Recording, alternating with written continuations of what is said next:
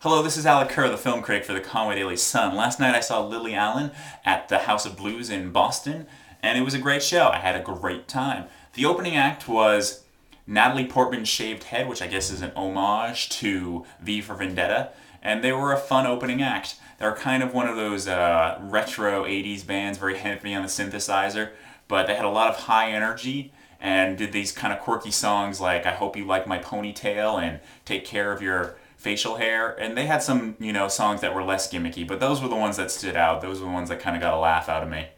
And then Lily Allen came out and she was, she was great. And what's really kind of cool about her is that she doesn't compromise who she is at all. She's not one of these pop stars that is being handled by her label and told how to act. She's crass and she's vulgar, and she doesn't restrain herself. She says what she wants, and a lot of times it's very funny, and she lets her personality just, hang out, and it feels genuine because of that. And she's a lot of fun.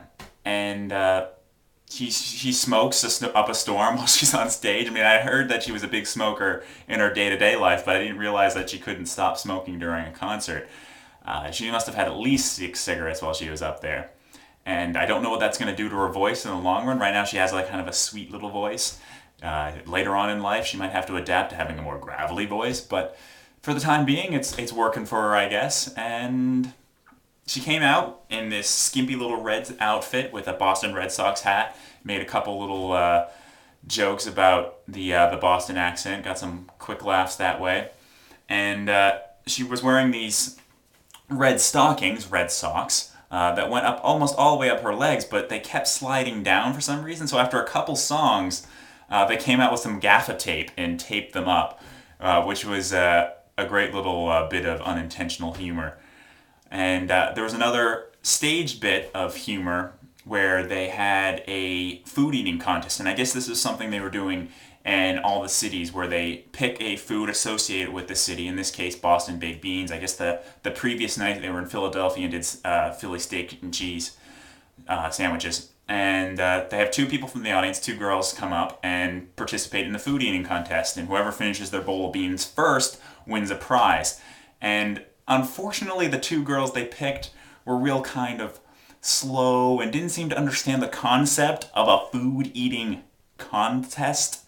And in fact, one of them was like trying to give their beans away to one of the crew members and to the audience, and and I guess they thought they were being cute, but they just really came off as stupid and obnoxious.